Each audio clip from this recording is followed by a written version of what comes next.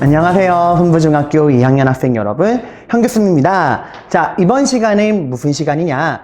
여러분, 저희 선생님이 저번에 우리 시험 범위 교과서 118에서 189쪽 프린트 33번부터 70번까지 2자겸의 난부터 실학까지 그 시험 범위를 요약해 놓은 5장짜리 프린트를 나눴던 거 기억하나요? 요거 있잖아요. 제곱치켓으로 찝어드렸던 이 5장짜리 양면으로 5장으로 이루어진 시험 범위 내용을 압축적으로 정리해 놓은 요약본 있죠? 빈칸 채우기 문제로 구성되어 있는 이 5장짜리 프린트, 이번 시간에 이 5장짜리 이 요약본 프린트의 빈칸 정답을 맞춰보는 시간을 가지려고 합니다. 자, 이 강의를 듣기 전에 여러분들 정말 중요한 거, 그렇죠, 여러분이 먼저 이 프린트를 보고 빈칸을 한번 채워보셔야 됩니다. 모든 정답을 다 쓰라는 게 아니에요. 모르는 게 당연히 있을 수 있죠. 그래서 한번 여러분들께서 어떤 게 빈칸으로 나와 있는지, 여기에 뭐가 정답일지 한 번 정도는 고민하고 여러분들 스스로 생각해보고 정답을 찾으려고 노력을 해본 다음에 그러고 이 강의를 들으셔야 돼요. 그냥 처음부터 이거 듣고서 빈칸 정답 쌤이 불러주는 거 봐서 적어야지 한다면 이 강의는 여러분들에게 아무런 도움이 되지 않습니다. 꼭 여러분들께서 먼저 이 빈칸 정답을 스스로 생각해보고 이 강의를 들으셔야 돼요. 자, 그러면 우리 한번 이 시험 범위를 정리해 놓은 이 5장짜리 프린트 빈칸 정답을 확인하러 떠나보도록 할게요. 자, 처음에 나오는 부분은 문벌귀족 사회의 성립과 동요입니다. 여러분, 다시 한번 말하지만 우리 시험 범위가 어디예요? 교과서로는 118쪽부터 189쪽, 프린트는 33번 프린트부터 70번 프린트까지였죠. 그죠? 내용으로는 이자겸의 난, 묘청의 서경천도 운동부터 실학까지였죠. 자, 우리가 우선 정리할 거는 이 문벌귀족 사회의 성립과 동요, 이자겸의 난, 묘청의 서경천도 운동입니다. 자, 여러분, 이때 고려 중기 누가 권력을 잡고 있을 때였죠? 네, 문벌귀족이었죠.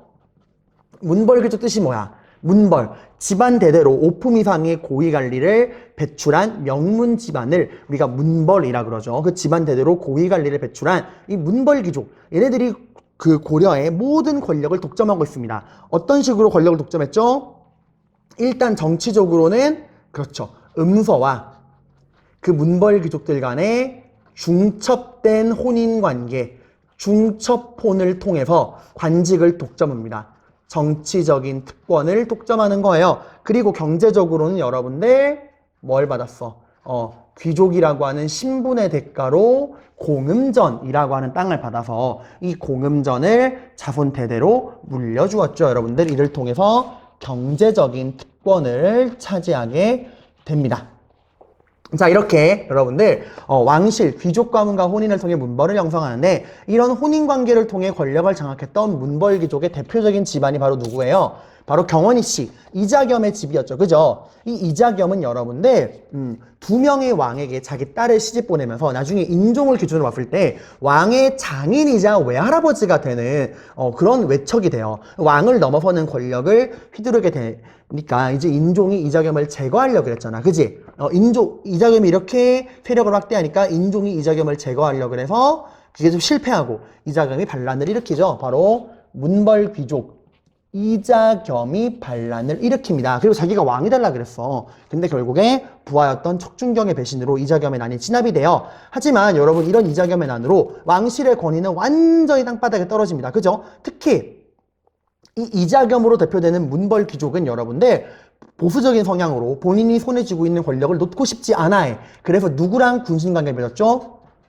당시 여진족이 만들었던 금나라, 이 금나라의 4대 요구를 받아들여서 금나라와 군신관계를 맺었잖아. 이런 거에 대한 불만도 있었어요. 그러니까 이자겸의 난으로 궁궐은 불타고 왕실의 권위는 땅바닥에 떨어지고 오랑캐라고 무시했던 여진족이 만든 금나라에게 고개를 숙이는 4대 군신관계를 맺고, 이런 거에 대한 불만이 있는 와중에 인종이 이제 새로운 세력을 등용해서 나라를 개혁해보겠다 해서 서경 출신의 승려인 묘청과 그런 서경 세력들을 등용하면서 나라를 바꿔보려고 그러는데, 이 묘청으로 대표되는 서경 세력이 여러분들 뭘 내세워요?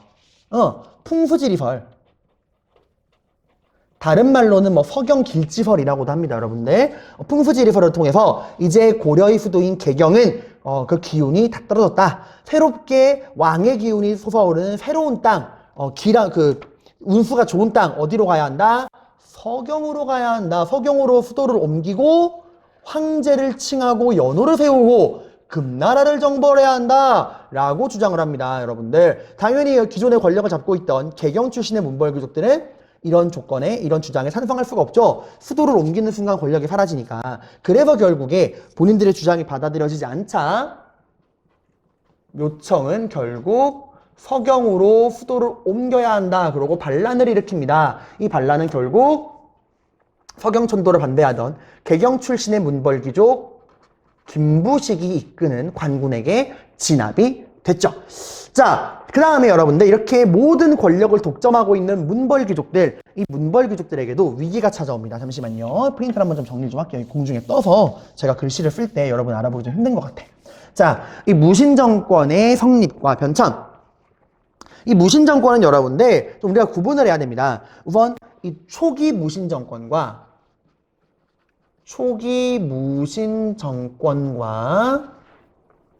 최씨 무신정권으로 구분을 해봐야 됩니다. 이 초기 무신정권이 일단 보면은 이 무신정변이 일어나게 된 이유가 뭐예요?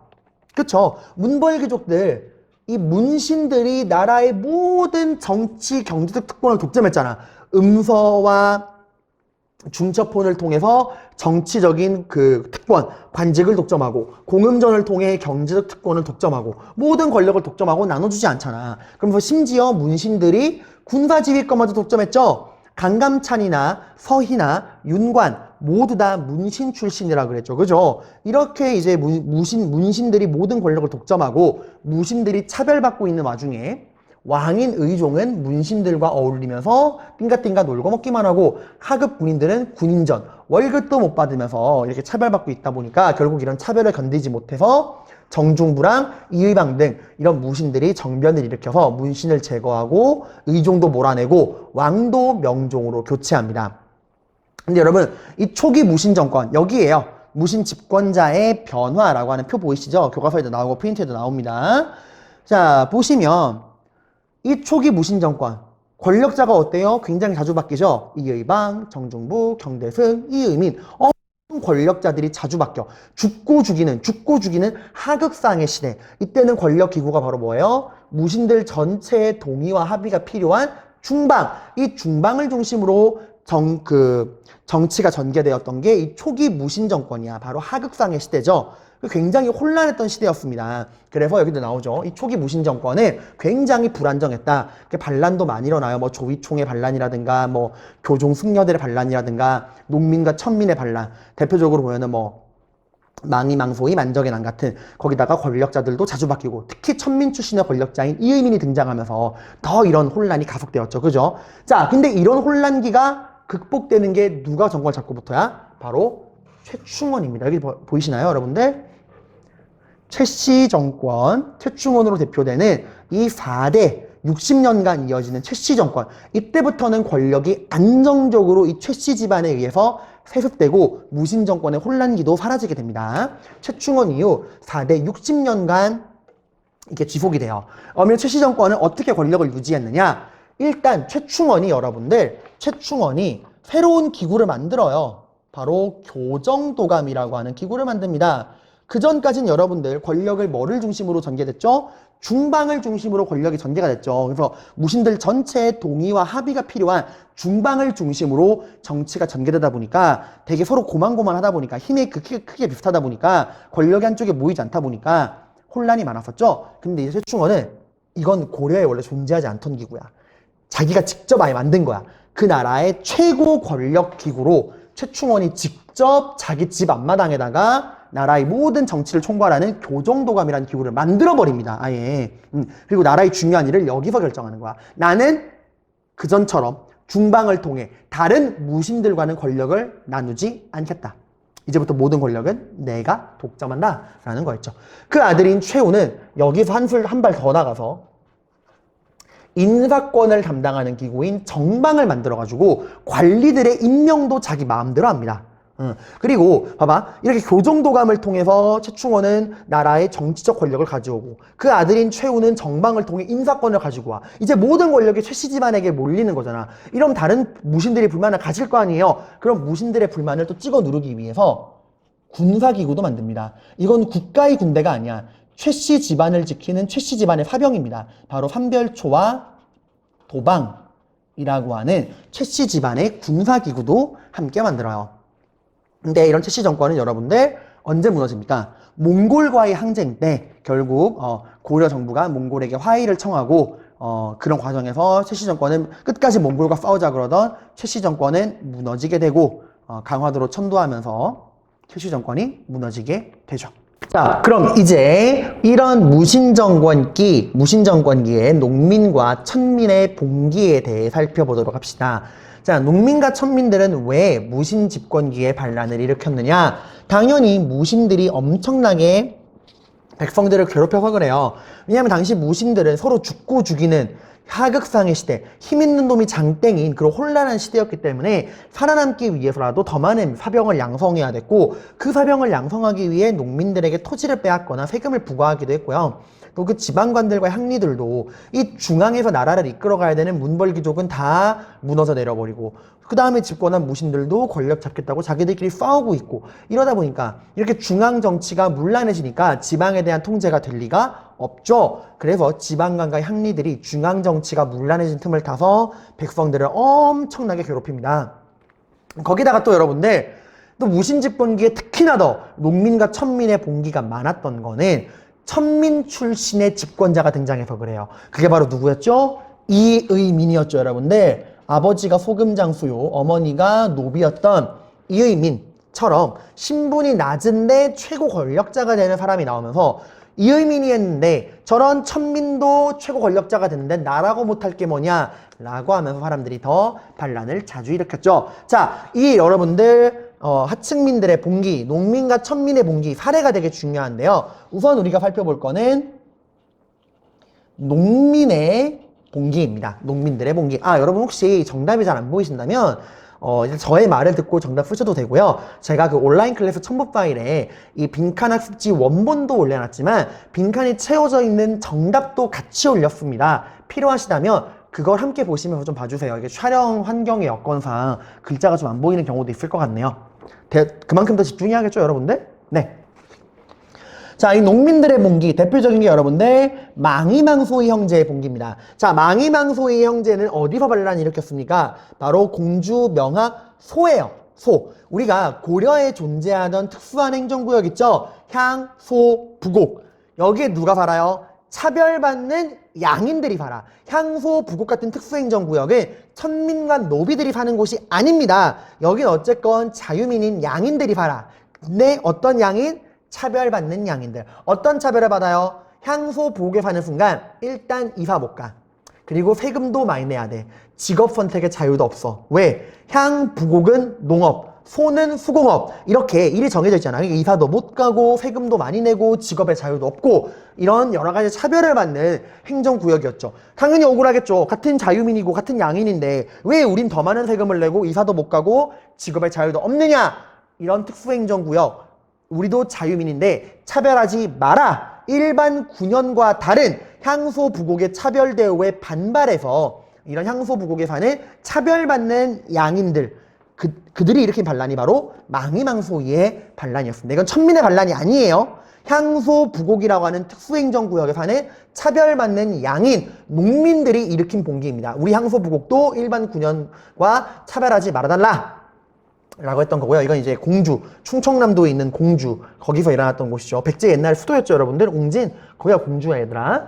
자, 그거 말고도 뭐 김삼이와 효심의 난, 이거 별로 중요한 건 아닌데 얘들은 그냥 경상도 지방에서 일어났다 정도만 보시면 됩니다. 그리고 좀 우리가 눈여겨봐야 되는 게 바로 비자유민, 사고 파는 대상, 말하는 가축, 말하는 짐승 취급을 받았던 천민들, 이 천민의 봉기입니다. 대표적인 천민의 봉기가 바로 개경에서 있었던 만적의 반란이에요. 어디서 있었다고? 개경. 이 만적은 국가의 노비, 공노비가 아닙니다. 개인의 노비예요. 누구의 노비였냐? 당시 최고 권력자였던 이 최씨 무신 정권을 성립한 최충원, 이 최충원의 개인 산업이었어. 그러니까 당연히 사는 곳이 어디야? 개경이지. 최충원이 개경에 갈 거 아니야. 그래서 최고 권력자인 최충원의 산업이로서 개경에 있던 만적이 자기 동료들의 그 노비들을 모아서 반란을 일으키려고 했다가 배신자 때문에 실패하게 되죠. 다만 여기서 여러분들 이 만적의 반란이 우리에게 주는 의의는 뭐냐면 만적은 신분이 뭐야?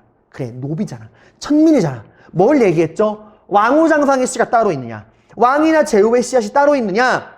누구나 원하면 왕후장상이 될 수 있다. 그러니까 우리 천민이라고 차별하면 된다, 안 된다? 안 된다. 타고난 신분이 어디 있느냐? 이건 한마디로 천민으로의 그런 신분을 벗어던지고자 하는 신분 해방 운동의 성격을 가지는 거예요. 그런 의미를 우리가 알 수 있습니다. 그래서 무신진법기 때 농민들의 봉기라 그러면 차별받는 행정구역인 향소 부곡에서 있었던 차별받는 양인들, 망이망소위의 반란, 공주명학소에서 있었던 이거와 함께 신분해방을 주장했던 천민들의 봉기, 대표적인 게 개경에서 최충원의 산업이었던 만적이 일으켰던 만적의 난입니다. 신분해방을 주장했던 이런 천민들의 봉기는 신분해방의 성격을 가진다라는 거 여러분들 명심하시기 바랍니다. 자, 그러면 다음 장 넘어갈게요. 이제 우리 두 번째 장, 쪽번호 2쪽이죠. 이쪽에 나와 있는 대몽항쟁과 반원자주와의 노력을 살펴보도록 할게요.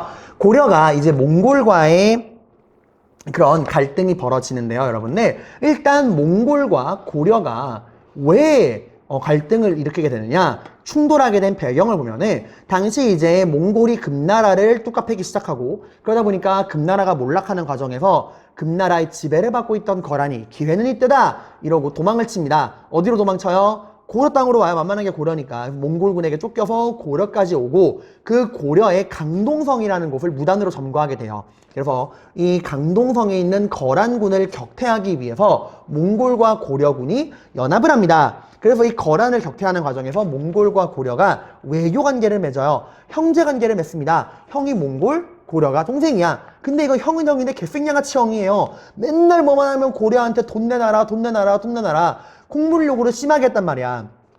그런 과정에서 몽골에서 고려에 사신을 보냅니다. 또 이제 곡물 뜯으러 온 거야. 그래서 이제 고려에게 또 곡물을 실컷 뜯은 이 몽골 사신이 고려 국경을 넘어서 몽골로 돌아가는 길에 그만 살해당하게 됩니다. 당시 이 몽골 사신 이름이 저고여예요. 너 누구니? 저고여. 저고여가 이제 살해당하게 됩니다. 그 이제 몽골은 당연히 너희 고려가 우리 몽골의 사신을 죽였다라고 해가지고 이 몽골 사신이 죽은 거를 빌미로 몽골이 고려를 쳐들어오게 됩니다. 당시 고려의 지배층은 무신 정권. 그 중에서도 누구? 최씨 정권이었어요. 최씨 정권. 당시 집권자가 최우였거든. 최우.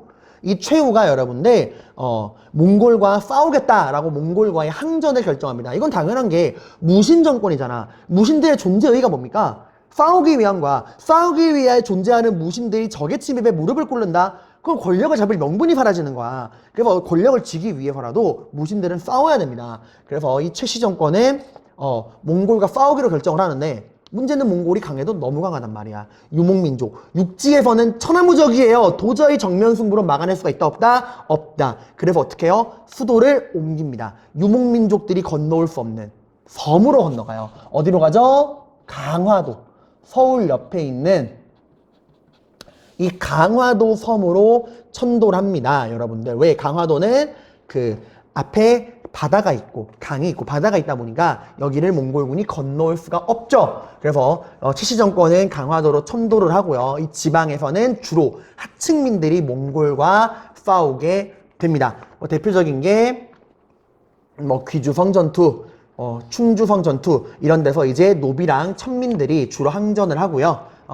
당시 대표적인 게 용인 처인부곡에서 여기 봐봐. 김윤우가 용인 처인성에서 부국민, 그 차별받는 양인들인 부국민들과 몽골의 그 사령관이었던 살리타를 사살하기도 하는데, 어쨌건 고려는 끈질기게 싸웠지만 결국에는 버틸 수가 없어요. 이게 몽골과의 싸움이 거의 80년을 가거든.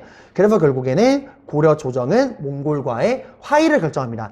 최씨 정권은 화의에 반대해. 왜? 무신 정권이니까 화해하는 순간 권력을 유지할 명분이 없단 말이야. 그래서 최씨 정권은 몽골과 화의를 거부했어. 근데 결국 몽골과의 화의가 맞다 생각했던 나머지 이제 고려 조정 신하들이 결국 그 최씨 정권의 지배자였던 최의를 암살하고 결국 최씨 정권은 무너지게 되고요. 몽골과의 싸움을 주장하던 최씨 정권은 무너지게 되고 고려 정부는 몽골과 강화하게 되고 결국에는 개경으로 환도를 하게 됩니다. 자, 관련된 거 잠깐 보시면 당시 이제 고려 최씨 정권 최우는 몽골군이 건너오기 힘든 그 내륙 지방에서 몽골군을 막기 힘드니까 몽골군이 건너오기 힘든 이 섬 강화도로 수도를 개경해서 강화도로 옮겼다라고 하는 거고요. 당시 뭐 하층민들의 투쟁 대표적인 게 김윤우가 용인 처인성에서 차별받는 양인인 부국민들을 데리고 몽골의 총사령관인 살리타를 사살했던 전투 뭐 이런 것도 있고, 충주성에서는 노비들이, 이번에도 김윤우예요. 김윤우가 노비들을 데리고 이기기도 했다라는 거고요. 또 근데 가장 이 고려의 그 대몽항쟁에서 여러분이 꼭 중요하게 봐야 되는 거는 여기 삼별초입니다. 삼별초가 여러분들 원래 어떤 기구였죠? 그쵸. 최씨 정권의 사병기구였죠. 그죠? 근데 이 삼별초는 이제 그 최씨 정권이 무너지고 고려 정부가 몽골과의 화의를 결정하고 개경으로 환도했잖아. 여기에 반대합니다.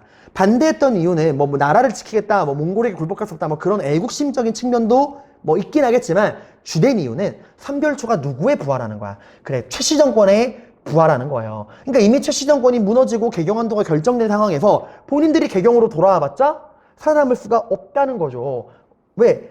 최씨 정권의 사병이니까. 그래서 본인들이 살아남기 위해서라도 그들이 선택할 수 있는 거는 몽골과의 싸움밖에 없어. 중요한 거는 이 삼별초가 어디에서 몽골과 싸웠냐는 거야. 맨 처음에 이제 강화도에 있다가 고려 정부가 개경으로 돌아가니까 어디로 옮겨가요?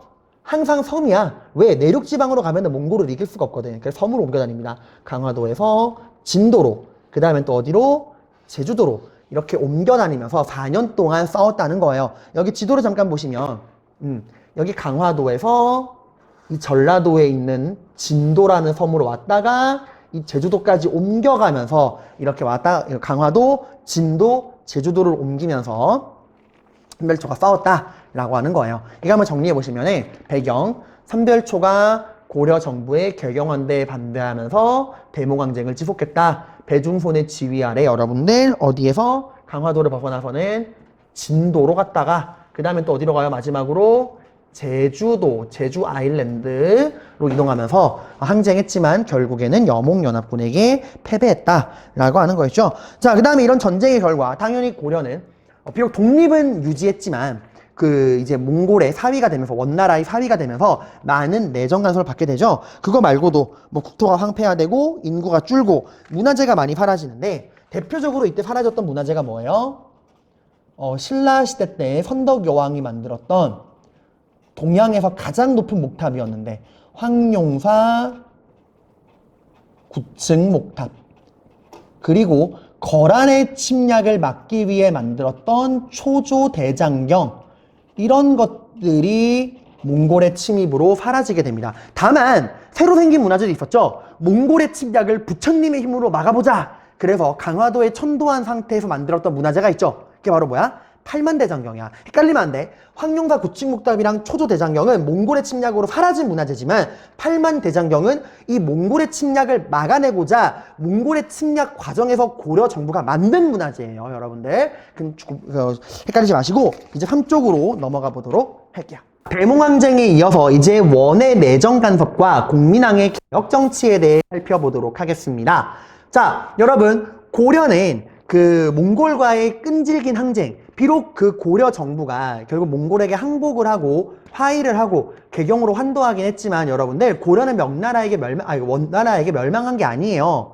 당시 이제 고려 정부가 그 몽골이 만든 원나라, 그 원나라랑 화의하는 과정에서 우리 고려의 독립과 국가의 보존을 약속받았어요. 하지만 비록 우리가 그 독립과 국가의 보존을 약속받았지만 그래도 어쨌든 우리가 전쟁에 지고 들어간 거잖아. 그래서 이 원나라의 내정 간섭을 받게 됩니다. 그러니까 좀 기묘한 체제가 온 거죠. 비록 그 독립, 국가로서의 독립을 유지하긴 했지만 원나라의 간섭을 받는 그런 체제가 발생하게 되었다. 이제 고려가 그 전쟁 결과 누구의 원나라, 몽골이 만든 이 원나라의 내정 간섭을 받게 되었다 하면서 원은 이제 고려에게 여러 가지 간섭을 하게 됩니다. 그 대표적인 게 고려의 왕은 누구랑 결혼해야 돼요? 원나라의 공주랑 결혼을 해야 됩니다.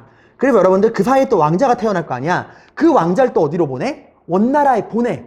그래서 또 이 왕자는 또 누구랑 결혼해요? 그 원나라 황제의 딸 공주랑 결혼하는 거야. 그리고 또 고려로 돌아와서 왕이 되고 이런 식으로 결국에 이제 고려 왕이 원나라 황제의 뭐가 되는 거예요? 사위가 되는 거야. 이제 고려의 왕자는 원나라의 공주랑 결혼해야지만 왕이 될 수 있어.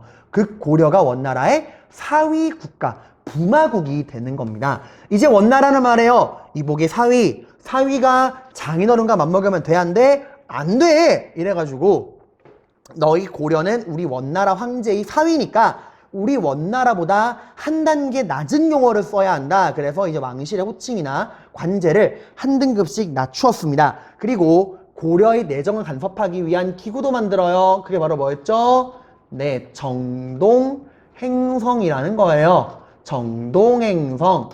정벌한다. 어디를? 동쪽이 어디야? 일본 말하는 거야. 원래 이제 원나라가 일본까지 먹어치우려고 해가지고 이 일본을 정벌하기 위한 기구로 정동행성이라는 걸 고려에 만들어요. 근데 이 일본 정벌이 결국 실패하죠. 태풍 만나가지고. 근데 일본 정벌이 실패한 이후에도 여전히 정동행성은 고려에 남아서 고려의 내정을 간섭하는 기구가 됩니다. 그리고 우리의 땅도 빼앗아가죠. 이 원나라의 내정 간섭으로 인한 지금 변화를 보는 거야. 고려의 왕은 원나라의 공주랑 결혼하고 왕자는 원나라에 또 가서 원나라 공주랑 결혼하고 우리가 원나라의 사위국가가 되고 왕실의 호칭이나 관제가 한 단계 낮춰지고 정동행성이 설치되어서 고려 내정 간섭하고 영토도 잃어버린다. 어디?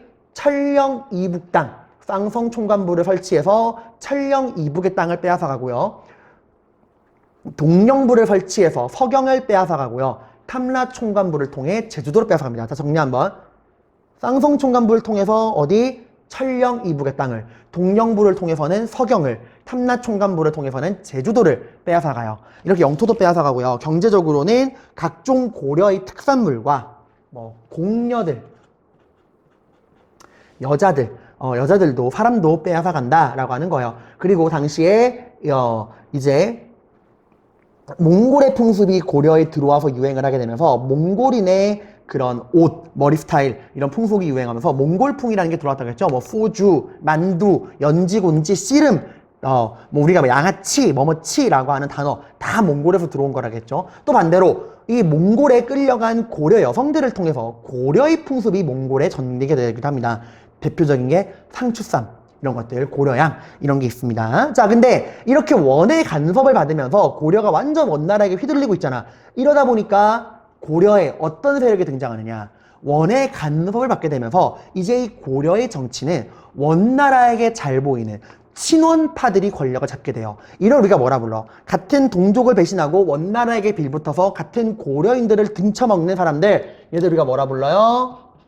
권문세족. 원간섭기 원나라에 아부하면서 권력을 잡은 사람들을 권문세족이라 그래. 이런 권문세족들은 원나라라고 하는 든든한 백을 믿고서 권력을 독점하고 백성들의 토지를 빼앗고, 그때 기억나죠? 산과 강을 경계로 할 정도의 어마어마한 대농장을 차지합니다. 백성들의 땅을 강제로 빼앗아서 산과 강을 경계로 할 만큼의 어마어마한 대농장을 만들고요. 이런 대농장을 권문세족이 직접 농사지을 리가 없죠. 멀쩡한 백성들을 노비로 만들어서 자기 땅을 농사짓게 하고, 또 여기서 나오는 이런 대농장에서 국가에 세금 내 안 내? 안 내거든. 이런 식으로 하다 보니까 국가는 세금 수입이 줄고 국가에 세금을 내야 되는 멀쩡한 백성들이 땅을 빼앗기고 권문세족의 노비가 되고 이러면서 국가 재정도 어려워지고 이런 여러 가지 문제점들이 나왔지만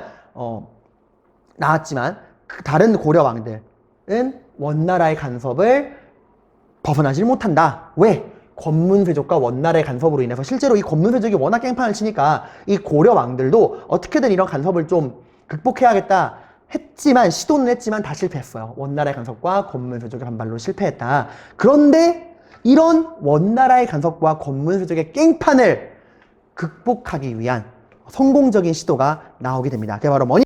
바로 공민왕이에요. 공민왕.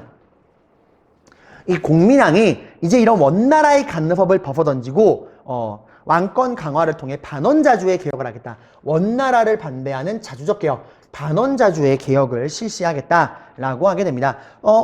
쌤 분명히 그 전에 왕들은 실패했다며요. 근데 왜 공민왕의 반원 자주 정책, 반원 이런 자주 개혁 정책은 성공을 했다고 말하십니까? 그거는 공민왕이 뛰어난 것도 있지만 당시가 국제적으로 원명 교체기여서 그래.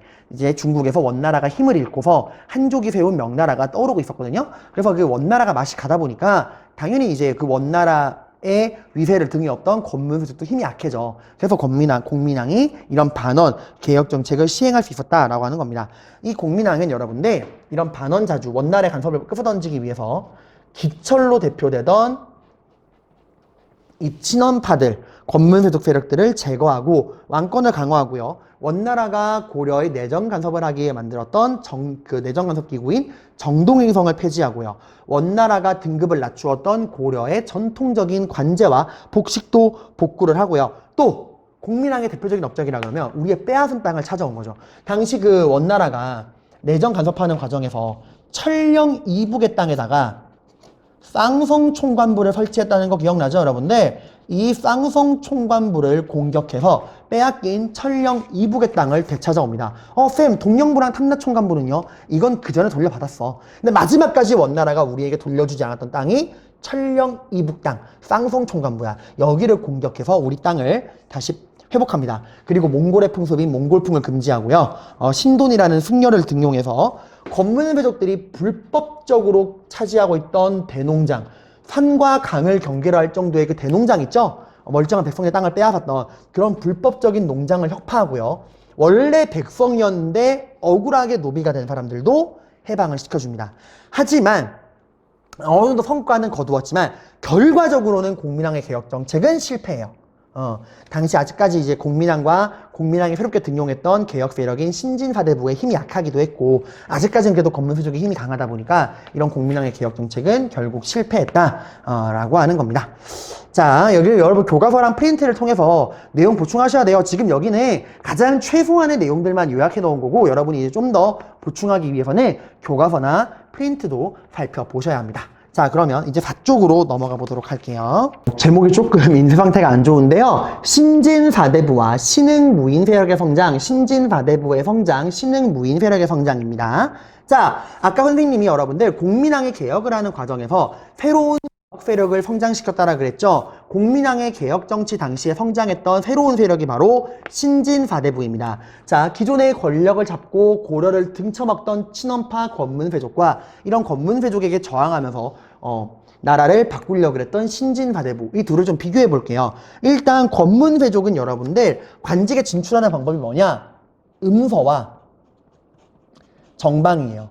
얘들은 다양한 출신 성분으로 이루어져 있지만 공통점은 친원파라는 거야. 얘들은 능력이 있어서 권력을 잡은 게 아니에요. 원나라에게 잘 딸랑딸랑거려 권력을 잡은 거란 말이야. 그래서 얘들은 당연히 공부를 통해서 시험 보는 과거제로는 관리가 될 수 없고 그 신분, 백을 이용한 음서와 정방을 통해, 이거 그 최후가 만들었던 정방 있죠? 인사기구 담당했던 그 정방이 그대로 남아있는 거야. 그럼 이제 권문세족이 그대로 갖다 쓰고 있는 거죠. 이 정방을 통해서 인사권을 마음대로 휘두르고 음서를 통해 관직에 진출합니다. 그에 반해 신진사대부는 여러분들, 얘들은 능력 있는 애들이야.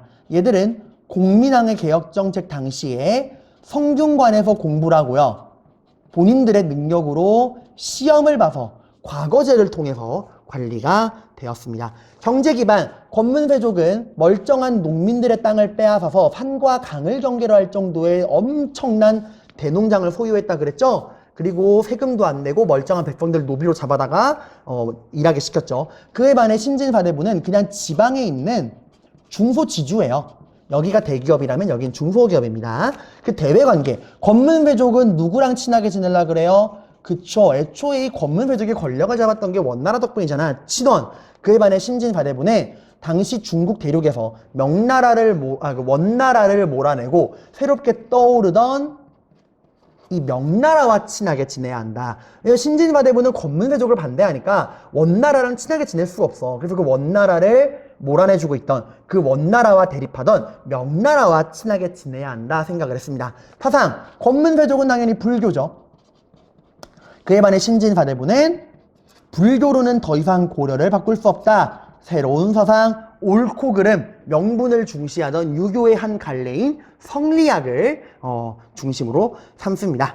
자, 이게 이제 신진사대부랑 권문세족이고요. 그 다음 신흥무인 세력의 성장을 보도록 할게요. 당시 신흥무인, 이건 여러분 그 전에 그 문벌귀족을 몰아내고 무신정변을 일으켰던 무인과 구분하는 게 신흥무인입니다. 당시 여러분 원명교체기, 중국 대륙에서 이제 원나라를 몰아내고 막 명나라가 성장하고 막 이런 혼란한 상황이었어. 그런 혼란한 상황에서 중국 도적대, 머리에 빨간 머리띠를 한 도적대들이 등장하는데 걔들을 우리가 뭐라 그러냐?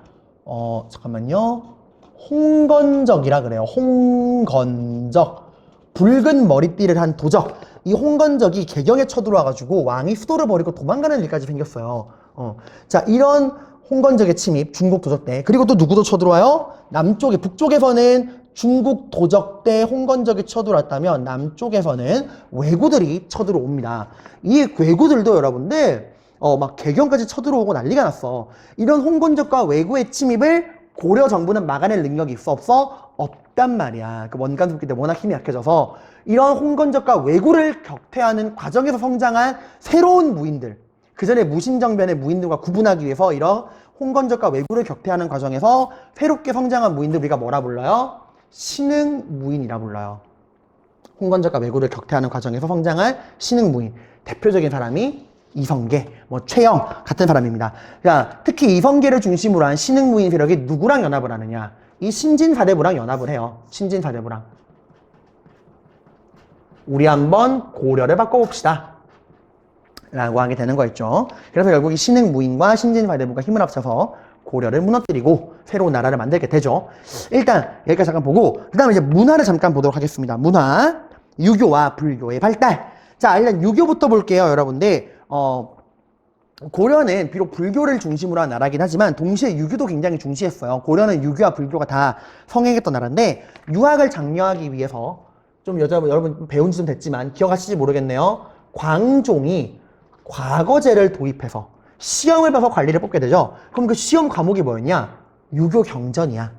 얼마나 유학 이념에 통달했냐를 가지고 관리를 뽑게 됩니다. 그리고 그 고려 후기에 들어오면은 중국에서 성리학이 도입되죠. 옳고 그름을, 대의명분을 따지는 성리학. 이 성리학이 누구의 개혁 이념이 돼요? 권문세족과 불교에 반대하는 신진사대부의 개혁 이념이 되죠. 자, 그 다음에 역사서를 보면은 시기별로 좀 구분해야 되는데 고려 전기엔 여러분들 누가 김부식 기억나요? 여러분들 개경파 문벌귀족의 대표였던 김부식이 묘청에 서경천도 운동을 진압하고 우리 문벌귀족은 잘못한 거 없다! 라고 하면서 문벌귀족들의 그 정당성을 증명하기 위해 만들었던 책이 삼국사기였죠. 신라 중심의 사관을 가지고 객관적인 유교 사관으로 만든 책 삼국사기. 그리고 고려 후기 무신정변 이후에 여러분들 굉장히 다양한 역사책이 나옵니다. 특히 무신정변 이후에는 이제 그 몽골의 침입 막 이런 것들이 있고 막 하다 보니까 우리 그 나라의 자주성을 드러내기 위한 책들이 많이 나와요. 대표적으로 동명왕편, 고구려의 시조였던 주몽의 이야기를 담은 동명왕편, 그리고 삼국사기에서는 수록하지 않았던 우리나라의 고유한 설화와 전설 그런 것들을 수록해 놓은 우리의 자주성을 드러내주기 위한 책 삼국유사. 여기에 그 단군의 이야기가 실려있다 그랬죠. 그리고 이승유의 제왕운기. 여러분이 그 이연의 삼국유사나 이승유의 제왕운기는 이규보의 동명왕편, 이연의 삼국유사, 이승유의 제왕운기는 다 무신정변 이후에 만들어진 책이고요. 특히 이연의 삼국유사나 이승유의 제왕운기는 원간섭기 때 나온 책이야. 그 원간섭기 때 우리가 엄청 그 원나라에 간섭받으면서 사람들의 그 자부심이 떨어졌잖아. 그래서 우리나라 사람들의 그 역사적인 자부심을 끌어올려주기 위해서 단군설화를 가지고 우리의 자부심을 끌어올려주기 위해 원간섭기 때 훼손된 우리의 자주성을 올려주기 위해 나왔던 책이 이연의 삼국유사와 이승유의 제왕운기입니다.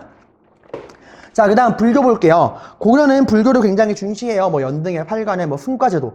이거 고려에선 여러분 스님을 대상으로 한 시험도 있다 그랬죠? 뭐 그거 말고도 여러 가지 이런 게 있는데 일단 잠깐 빈칸전을 보시면은 앞부분 내용 굳이 얘기하지 않을게요. 의천 기억나세요, 여러분들? 이 의천이 여러분들 천태종을 창시합니다. 왜? 당시 고려 불교가 교종 선종으로 나눠져가지고 싸우고 있었잖아. 그 중에서도 의천은 뭘 중심으로, 의천이 만든 천태종이라는 건 뭘 중심으로? 교종을 중심으로 뭘 통합하는 거야? 선종을 통합하는 거였죠. 교관, 겸수. 기억나죠, 여러분들? 교종을 중심으로 선종을 통합하는 천태종을 만들고요. 이게 그 고려 전기의 이야기였다면 고려 후기에 이제 문벌귀족이 몰락하고 여러분들 무신정권이 들어오면서 불교계도 스스로 정화해야 된다 생각을 합니다. 우리가 너무 정치 권력이랑 붙어먹고 타락했다. 우리 불교 본연의 승려 본연의 깨끗함을 회복하자라고 하는 불교계의 그 개혁 정화 혁신운동이 나옵니다. 대표적인 사람이 진울이에요. 우리가 승려 본연의 자세로 돌아갈 걸 주장하면서 뭘 중심으로? 참선과 수양을 중심으로 하는 이 선종을 중심으로 교종을 통합하자고 하는 조계종을 발전시켜요. 구분해 의천의 천태종은 교종을 중심으로 선종을 통합하는 거고요. 진울의 조계종은 선종을 중심으로 교종을 통합하는 거예요. 이거에 대한 여러분 설명은 제가 그 인터넷 강의에서 했으니까 궁금하시면은 유튜브나 온라인 클래스의 강의를 참고하시기 바랍니다. 그 외에도 뭐 돌교랑 풍수지리설이 유행했다 이런 것들을 한번 살펴보시면 될 것 같습니다. 자, 우리 5쪽 봅시다. 5쪽. 자, 요동정벌과 위화도 해군 이래가지고 최영과 이성계가 지금 논쟁하고 있는 그림이 나오죠, 여러분들. 최영은 지금 뭘 주장합니까? 어디를 공격하자? 요동을 공격하자. 요동정벌을 주장하고 있어요. 그에 반해 이성계는 요동정벌은 가능하지 않다. 불가능하다. 요동정벌하면 안 된다. 명나라랑 싸우면 안 된다. 라고 논쟁을 벌이고 있어요, 여러분들. 자, 이게 지금 무슨 얘기냐? 조선 건국 과정이 있었던 이야기죠. 자, 봅시다. 위화도 해군과 조선 건국. 자, 일단 조선을 건국한 세력이 누굽니까? 이성계를 중심으로 한 신흥 무인 세력과 누구죠? 신진사대부죠. 그러니까 조선을 건국한 세력은 신진사대부와 이성계를 중심으로 한 신흥 무인 세력이죠. 자, 이 신진사대부랑 이성계를 중심으로 한 신흥 무인 세력이 조선을 건국하는 과정을 공부해 보도록 하겠습니다. 배웠으니까 간단하게 정리하도록 할게요. 목이 좀 이상해졌어요. 자, 위화도 해군을 통해서 권력을 장악합니다. 이 위화도 해군을 통해서 이제 정치적 실권을 장악을 하죠. 말 그대로 위화도라는 섬에서 군대를 돌려버린 거야. 이게 어떻게 된 거예요? 왜 이런 일이 생겼죠? 자, 당시 원나라를 몰아내고 중국 대륙의 주인이 된 명나라가 고려 정부에 천령 이북의 땅을 요구합니다. 천령 이북의 땅이 어떤 땅이에요? 그래, 원나라가 그 고려에 간섭을 할 때 빼앗아갔던 땅이잖아. 쌍성 총관부를 설치하면서 빼앗아갔던 땅이 천령 이북 땅이잖아요. 이 땅을 공민왕이 싸워가지고 다시 되찾아온 땅이었죠. 그러니까 우리의 소중한 땅이야. 원나라가 쌍성 총관부를 설치해서 빼앗아갔지만 공민왕이 다시 되찾아온 우리의 소중한 그 땅, 그 천령 이북 땅을 이제 명나라가 우리에게 내놔라. 옛날에 명나라가 가지고 있던 거 우리 거 아니냐. 이제 우리가 원나라를 몰아내고 중국의 주인 됐으니까 원나라가 소유하고 있던 그 옛날 땅 우리 명나라 거다 라고 하는 이런 말도 안 되는 억지를 부리면서 천령 이북의 땅을 내놓아라 라고 이야기했더니 이제 최영과 권문세족 세력들은 땅을 넘길 수 있다 없다? 없다. 차라리 원나라랑 연합해서 명나라랑 싸우자. 어디를 쳐들어가자? 요동을 정벌하자 라고 이야기를 했지만 당시 이성계와 명나라와 친하게 지내자고 주장하던 신진사대부들은 이런 의견에 찬성할 수가 없죠. 그래서 결국에 요동정벌의 총사령관으로 임명됐던 이성계가 위화도 압록강에 있던 위화도라는 섬에서 압록강을 넘어가지 않고 압록강을 넘어가면 이제 명나라로 쳐들어가는 거잖아. 그 넘어가지 않고서 위화도라는 섬에서 군대를 회군 돌려서 결국에 최영과 우왕을 제거하고 실권을 장악하게 됩니다. 이렇게 위화도 해군을 통해서 정치적 군사적 실권을 장악하고요. 두 번째로 뭘 통해서? 과전법을 통해서. 이 과전법을 통해서 경제적인 실권을 장악하게 됩니다. 그러니까 순서가 먼 처음에 위화도 해군을 통해서 정치적 실권을 장악하고 그 다음에 과전법을 통해서 경제적 실권을 장악합니다. 과전법이 뭐예요? 자신을 따르는, 이성계가 자신을 따르는 신진사대부들에게 경제적 기반을 마련해주기 위해서 권문회족들이 가지고 있던, 불법으로 소유하고 있던 토지를, 농장을 다 혁파한 거죠. 그러니까 권문회족이 불법으로 차지하고 있던 농장을 혁파하고서 이거를 신진사대부들, 자기에게 따르는 신진사대부들에게 나눠줌으로써 신진사대부의 경제적 기반을 마련했던 게 과전법이죠. 그러니까 위화도 해군을 통한 정치적 실권 장악, 과전법을 통한 경제적 실권 장악, 이렇게 원투펀치를 먹었다. 그러고 나서 이렇게 이제 완전 권문회족의 모든 힘을 빼앗은 다음에 의견이 갈라지죠. 정몽주를 대표로 한 온건파 사대부는 이만하면 됐다. 이제 우리가 위화도 해군을 통해서 정치적 실권 장악했고 과전법을 통해 경제적 실권 장악했다. 이제 이만큼 하면 됐으니까 이 고려를 유지한 상태에서 이제 개혁을 하자 라고 했던 게 온건파 사대부고요. 급진파 사대부는 여기서 멈추면 된다 안 된다? 안 된다. 아예 이 고려란 나라를 무너뜨리고 새로운 나라를 만들자 라고 했던 거죠, 여러분들. 이게 봐봐, 비교하는 게 나오죠. 급진파 사대부는 새로운 나라를 세워서 완전 새로운 개혁을 하자. 온건파는 고려를 유지한 상태에서 개혁을 하자. 근데 결국에 이 급진파 사대부가 이성계랑 손잡고 이 온건파 사대부를 박살내버리죠. 이 온건파 사대부의 대표가 정몽주잖아, 얘들아. 이 몸이 죽고 죽어, 일편편 고쳐 죽어. 결국에는 급진파가 온건파를 제거하고 조선을 건국한다. 뭐 국호가 조선인 이유는 여러분들 고조선을 계승하는 의미예요. 그리고 한양을 수도로 정했죠. 자, 그리고 이 조선의 통치 정비 과정. 여기서 여러분들 우리가 그 조선 초기에 15세기에 체제를 정비했던 5명의 왕, 태조, 태종, 세종, 세조, 성종, 이 5명 왕의 업적을 여러분들이 꼭 구분을 하셔야 합니다. 자, 우선 조선을 건국한 태조 이성계, 나라 이름은 조선으로 하고요. 수도는 여기다 좀 적을게요. 한양으로 천도를 합니다. 그리고 뭐 재상 중심의 정치 체제 여러 가지 명령하는데 이거 보시면 되고, 정도전이 했던 거니까. 그 다음에 태종. 태종은 여러분들 아버지였던 태조와 태조의 그 소울메이트였던 정도전의 생각이 다르죠. 정도전이 재상 중심의 정치를 꿈꾸었다면 태종은 강력한 왕을 중심으로 하는 왕권 중심의 정치를 꿈꿉니다. 그래서 그런 육조에서 의정부를 거치지 않고서 왕에게 바로 의견을 내는 육조 직계제라는 거를 시행하게 되죠. 그리고 뭘 폐지합니까? 신하들이 가지고 있던 사병을 폐지하고요. 그리고 인구를 정확히 파악하기 위해 신분증인 호패를 발급하죠. 16세에서 60세의 그 남자들에게 호패, 신분증인 호패를 발급하고요.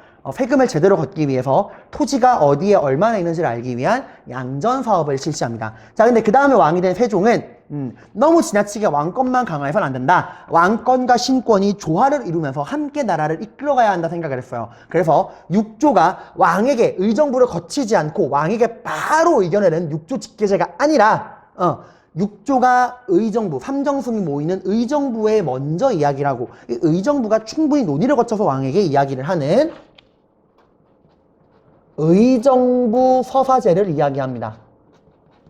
그리고 이렇게 신하들과 함께 토론을 통해 다양한 의견을 나누면서 함께 정치를 이끌어가기 위해서는 능력 있는 신하가 필요하겠죠. 그래서 그런 능력 있는 신하들을 기르기 위한 학문 연구기관인 집현전을 만들고요. 신하들과 공부하는 경연을 즐겨합니다. 그리고 북쪽으로는 사군육진을 통해서 영토를 넓히고요. 남쪽에서는 왜구들의 근거지였던 다시 쓸게요. 죄송해요. 대마도, 다른 말로는 쓰시마라고도 하죠. 이곳을 정벌합니다. 근데 그 다음에 이제 또 왕이 된 세조, 내가 왕이 될 상인가 이러고 세종의 손자였던 단종을, 자기 조카를 몰아내고 왕이 된 사람이죠. 세조는 당연히 반란을 통해 왕이 된 사람이다 보니까 강력한 왕권을 추구할 수밖에 없어. 그래서 자기 아버지였던 세종처럼 의정부 서사제를 할 수가 없어요. 모든 걸 왕에게 직접 보고하는 육조 직계제를 시행하고요. 신하들과 토론하는 경연 같은 거 할 수가 없고, 또 아버지가 만들었던 집현전도 폐지합니다. 왜냐면 집현전 학자들이 반란을 일으켰잖아. 자, 근데 그 다음에 왕이 된 성종, 다시 균형을 맞춰야 한다. 왕권과 신권의 조화, 의정부 서사제, 다시 신하들과 토론하는 경연을 부활하고요. 사라진 집현전을 대신하기 위한 학문 연구기관인 홍문관을 만듭니다. 그리고 세조의 반란을 도와주는 과정에서 엄청난 토지랑 권력을 독점하는 훈구가 형성이 되잖아. 그 훈구파를 견제하기 위해서 누굴 등용하죠? 지방에 있던 온건파 사대부의 후손 사림을 등용하면서 이 훈구를 견제하기 시작합니다. 그리고 체제를 정비하는 과정에서 뭐가 완성되어? 조선의 법전이었던 경국대전을 완성하죠. 세조가 만들기 시작했고 완성한 거는 성종이었습니다. 자, 일단 이번 시간은 여기까지 하고요. 다음 시간에 이어서 이 대외관계부터 하도록 할게요.